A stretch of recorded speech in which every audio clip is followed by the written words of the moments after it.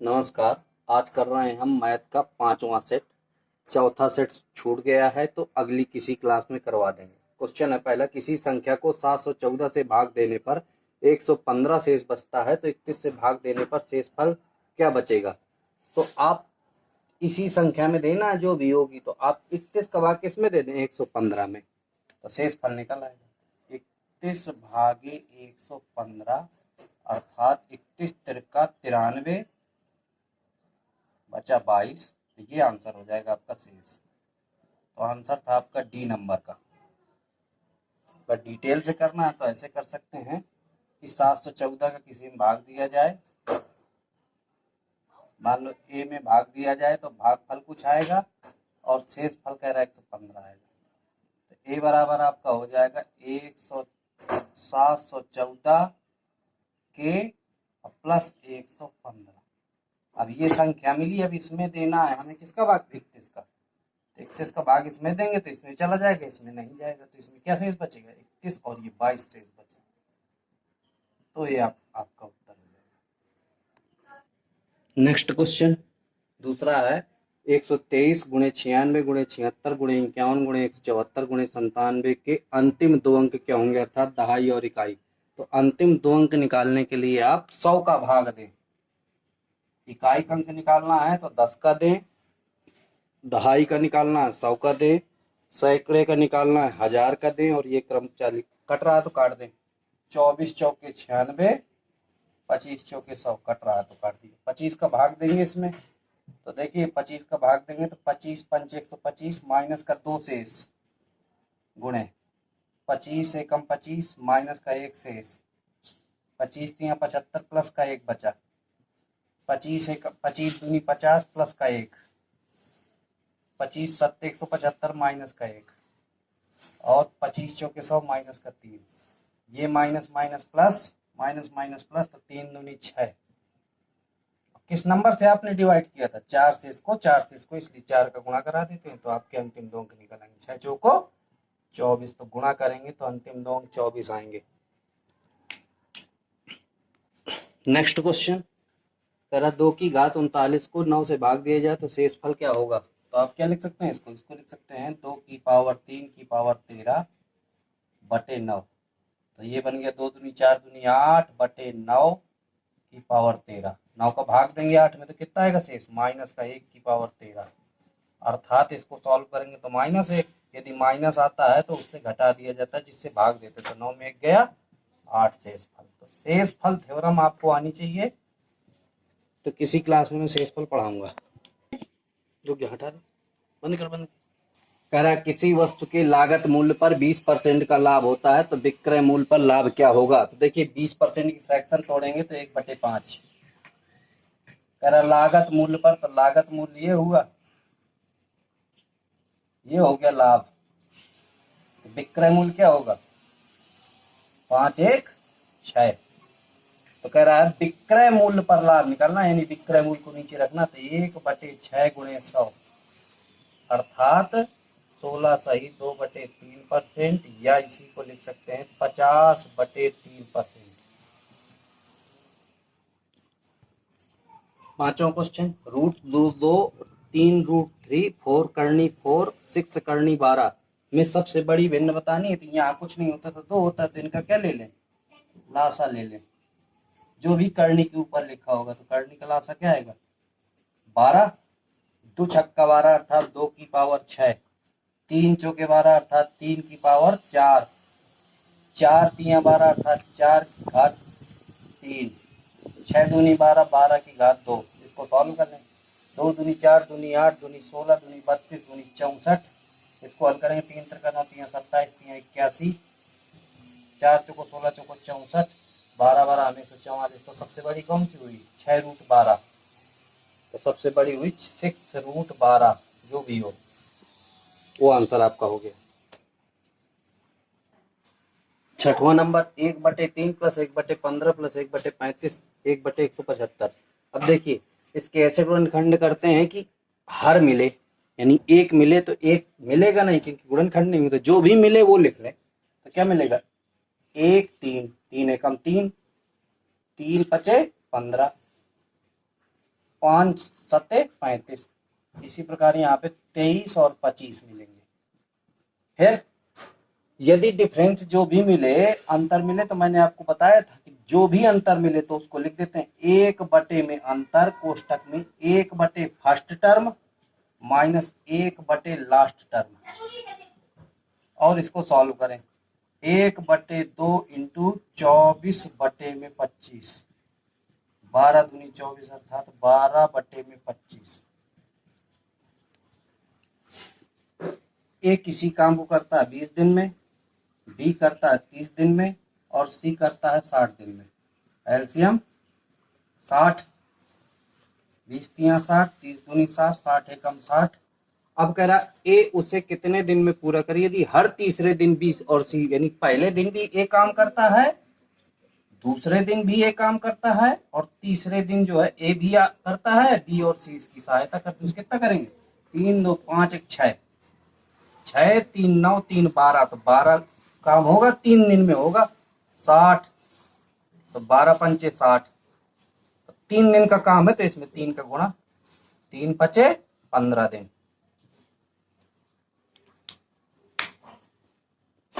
प्रथम 3 संख्याओं का औसत चौथी संख्या का, बस यहीं से आपको पकड़ लेना का, तो जिसके साथ का लगा हो उसका मान नीचे वाला। तो चौथी हो गई कितनी? चौथी हो गई आपकी 1 अर्थात 1x। तो 3 संख्याओं का औसत क्या हो गया? 2। 3 का औसत हो गया कितना? 2, 2x। तो औसत ये है, तो योग कितना हो जाएगा 3 का? 3 का योग कितना हुआ? 2x गुणे 3 अर्थात 3 दूनी 6x। और कह रहा है चारों का औसत, तो चारों का योग कितना हो जाएगा? चारों का योग 12 गुणे 4 अर्थात 12 चौक 48। तो इसका मतलब 6 ये और 1 ये, तो 7x बराबर हो गया 48। तो x बराबर हो गया 48/7। तो चौथी हो गई 48/7। राम किसी वस्तु के क्रय मूल्य से 40% अधिक अंकित करता है। तो 40% की फ्रैक्शन 40% अर्थात 40/100, इसका मतलब हो गया 2/5। बस सब भाषा का खेल है। तो क्रय मूल्य कितना हुआ? क्रय मूल्य से जिसके साथ से लगा हो, का लगा हो, उसका मान नीचे वाला। तो क्रय मूल्य हो गया 5, अधिक कह रहा था विक्रय मूल्य 5 2 7, तो अंकित मूल्य हो गया आपका कितना? 7। तो देखो क्रय मूल्य यदि आप मान लें 500 है, तो अंकित मूल्य कितना हो जाएगा? 700। अब इसमें छूट दे रहा है कितने की? 20% की। तो 20% की फ्रैक्शन 1/5। तो 5 में से 1 की छूट, तो बेचे कितने में? तो विक्रय मूल्य निकालने, तो विक्रय मूल्य कितना हो जाएगा? 700 की चीज कितने में देगा? 5 में 1 की छूट अर्थात 4/5 में।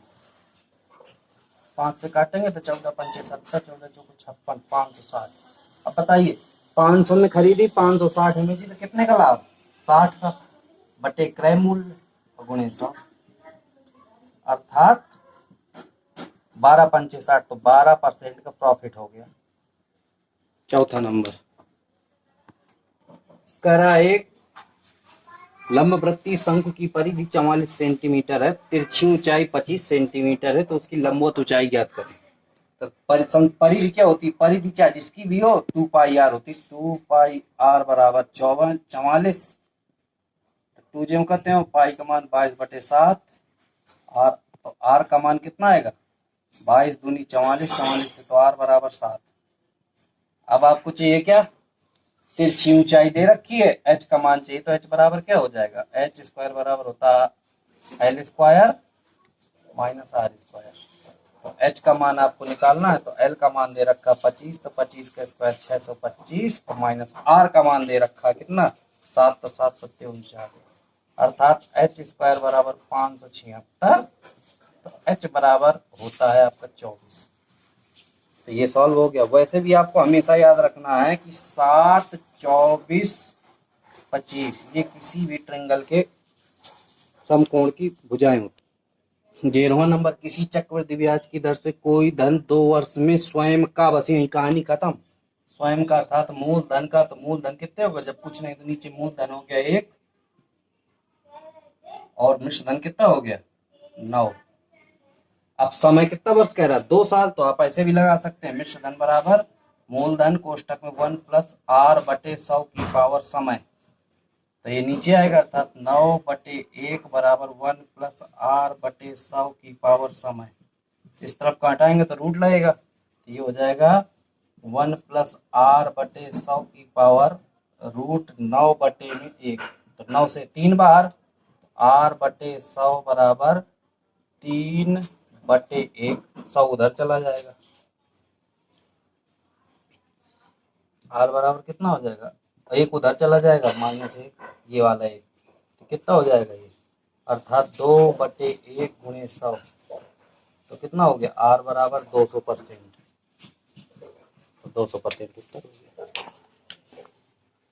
कह रहा है कोई व्यक्ति 100 किलोमीटर की दूरी 20 किलोमीटर प्रति घंटे की चाल से जाता था, तथा वही दूरी 30 किलोमीटर प्रति घंटे की चाल से जाता है, यानी 100 पहले गया 100 और आगे गया तो 30 से गया, तो जब समान दूरी कहीं जाई जाती है तो औसत चाल बराबर होता है 2 गुणे पहली चाल गुणे दूसरी चाल और बटे में दोनों चालों का योग, तो 20 और 30 50, 0 से 0 5 चौको 20 अर्थात 4 3 12 दूनी 24 किलोमीटर प्रति घंटा औसत चाल होगा। 16 सही 2/3% की दर से 2 वर्ष के लिए चक्रवृद्धि ब्याज और साधारण ब्याज का अंतर 40 रुपए है, तो मूलधन ज्ञात करें, तो 16 सही 2/3% फ्रैक्शन 1/6, 1/6, तो ये होता मूलधन, तो जो भी समय दे रखा हो उसी का स्क्वायर, 6 की पावर स्क्वायर अर्थात 36, और 36 किससे कटती है 9 से कटती, इसलिए जो भी ऑप्शन होगा वो 9 से जरूर कटेगा, तो आपके ऑप्शन में दे रखा था 144 0, अर्थात 9 से ये कट रही 9 से ये कट रही थी, इसलिए यही मूलधन हो गया, तो ये मूलधन कहलाया आपका। पूरा करना, पूरा कर लें, इसका भी 1/6 निकालें, 6 रुपए 6 रुपए, फिर इसका 6 1/6 निकालें तो 1 रुपया, 1 की वैल्यू दे रखी कितनी, दोनों के बीच अंतर ये होता अंतर, ये कहलाता साधारण ब्याज, पूरा कहलाता चक्रवृद्धि, तो 1 की वैल्यू 40, तो 36 की वैल्यू, तो मूलधन आपका हो गया कितना 36 गुणे 40 अर्थात 1440, और नहीं आप यही कर सकते। नेक्स्ट क्वेश्चन, आयत की लंबाई 16 सही 2/3% घटती है, चौड़ाई 37.5% की वृद्धि होती है, तो क्षेत्रफल में परिवर्तन, तो बस आप फ्रैक्शन मेथड तुरंत लगाएं, 16 सही 2/3% की फ्रैक्शन 1/6 अर्थात 6 पहले लंबाई थी तो कह रहा घटी, तो 6 में 1 गया 5, इसकी फ्रैक्शन आपकी बनेगी 1/6, इसकी फ्रैक्शन क्या बनेगी 3/8, तो कह रहा वृद्धि, तो 8 थी पहले, अब कितनी हो गई 8 3 11, 8 ये प्रारंभिक है और नई है, ये लंबाई है ये चौड़ाई है, तो क्या होता है क्षेत्रफल लंबाई गुणा चौड़ाई, 6 × 48 11 × 5 = 55, कितने की वृद्धि हुई, इसको आप सॉल्व कर लें तो आएगा आपका 57.14%, वो 14.58%।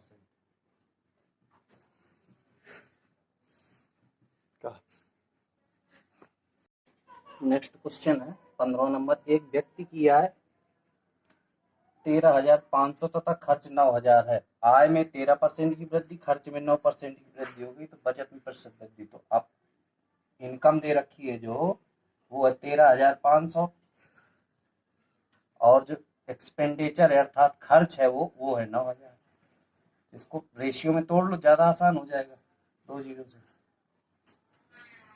15 नंबर 135, 15 छक्का 90, 3 दूनी 6 3 त्रिका 9, अर्थात इनकम हो गई आपकी 3 मान लें, एक्सपेंडिचर अर्थात खर्च हो गया 2, और तो बचत कितनी हो जाएगी 1, 3 कमाई 2 खर्चा तो 1 बचत, अर्थात 300 मान लो कमाई है 200 खर्च है, बचत 100 है। जल्दी करने के लिए ऐसा आप कर सकते हैं, 13% की वृद्धि हुई तो इसमें 13% बढ़ा दें तो कितना हो गया 13 × 39, 39 रुपए बढ़ गया तो 339 हो गया प्लस 39, कैसे आया 13 × 39, 2 जीरो से 2 जीरो कट जाएंगे, यहाँ पे कह रहा खर्च 9% बढ़ गया तो 9 दूनी 18 रुपया बढ़ गया 218।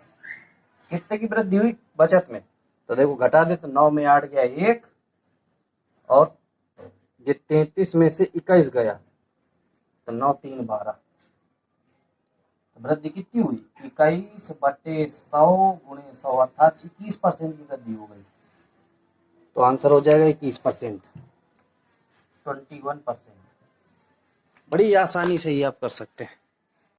कह रहा है एक व्यक्ति कुछ टॉफी 1 रुपए की 2 और उतनी ही टॉफी 2 रुपए की 3 खरीदता है तथा सभी को मिलाकर 3 रुपए की 5 की दर से बेच देता है, तो प्रॉफिट या लॉस परसेंट ज्ञात करें। तो कितनी टॉफी है? 2 टॉफी बेच, मूल्य दे रखा है 2 रुपए की खरीदी, 1 रुपए की, सॉरी 2 टॉफी 1 रुपए की और 3 टॉफी खरीदी 2 रुपए की। ये तो आपका क्रय मूल्य की बात है। दूसरी चीज, जब वो बेचता है तो 5 टॉफी बेचता है कितने की? 3 रुपए की। यानी अब यहां से आपको इनका क्या ले लेना पड़ेगा? एलसीएम। एलसीएम ले लेंगे, आसान हो जाएगा। कितना आएगा भाई? 30। तो इसमें कर दो 15 गुणा, अर्थात 30 टॉफी उसने कितने में खरीदी? 15 दूनी 30 टॉफी, 15 एकम 15 रुपए में, 15 का यहाँ भी। अब 30 दाम 30, 10 का गुणा यहाँ करेंगे तो यहाँ भी 30 टॉफी हो गई। 30 टॉफी कितने की? 10 का यहाँ भी, 10 दूनी 20। तो टोटल क्रय मूल्य कितना हो गया?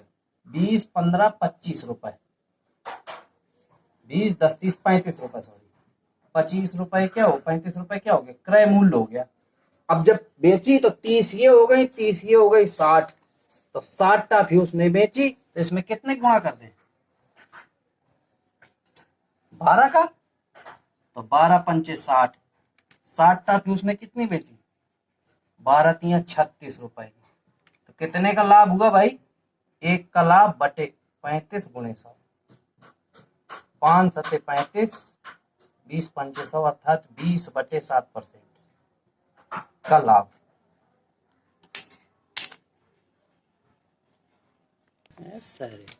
किसी वर्ग की भुजा समबाहु त्रिभुज की भुजा के बराबर तो उनके क्षेत्रफलों का अनुपात। तो वर्ग की भुजा क्या मान ली जाए? ए, तो क्षेत्रफल क्या हो जाएगा? ए स्क्वायर।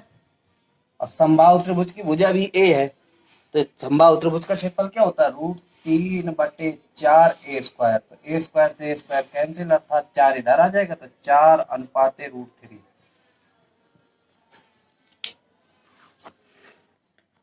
कभी भी आपको x प्लस 1/x का मान दो हो तो कुछ भी पूछे तो x की वैल्यू हमेशा एक ही होगी, इसके अतिरिक्त आप कुछ नहीं रख सकते। इसलिए इसका मान क्या आएगा? 1 इसकी जगह और प्लस 1 इसकी जगह, तो कितना आ जाएगा? 2। तो उत्तर भी कितना हो जाएगा? 2। यानी x प्लस 1/x बराबर 2 है, तो x प्लस 1/x चाहे जो भी घात लगे उसका मान 2 ही आएगा, क्योंकि x की वैल्यू केवल क्या रख सकते हैं? 1।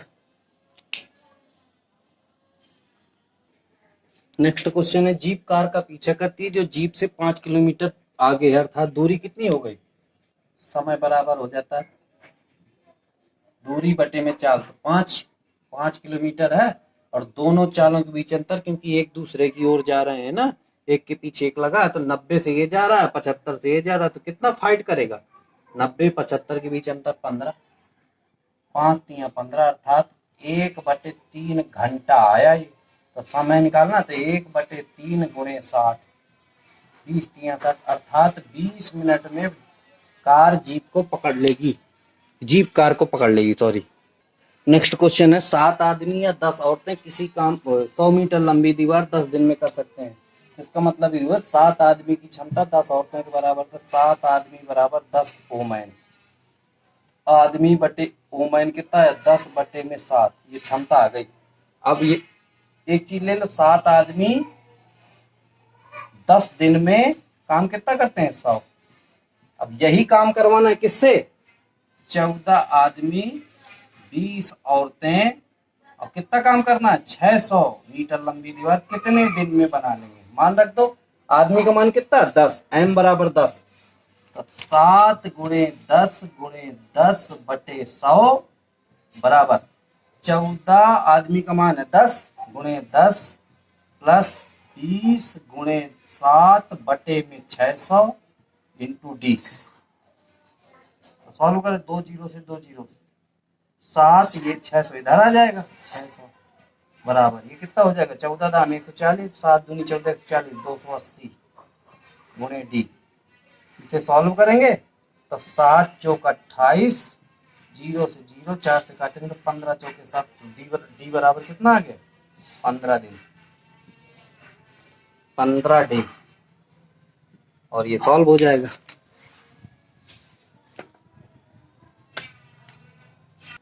नेक्स्ट क्वेश्चन है 25 की पावर 33 प्लस 20 की पावर 33 निम्न में से किससे विभाज्य है? तो देखिए कभी भी x की power n plus x y की पावर n, यदि n कैसा हो विषम हो तो n कभी भी विषम हो तो वो हमेशा x प्लस y या इसके गुणनखंड से कटेगी,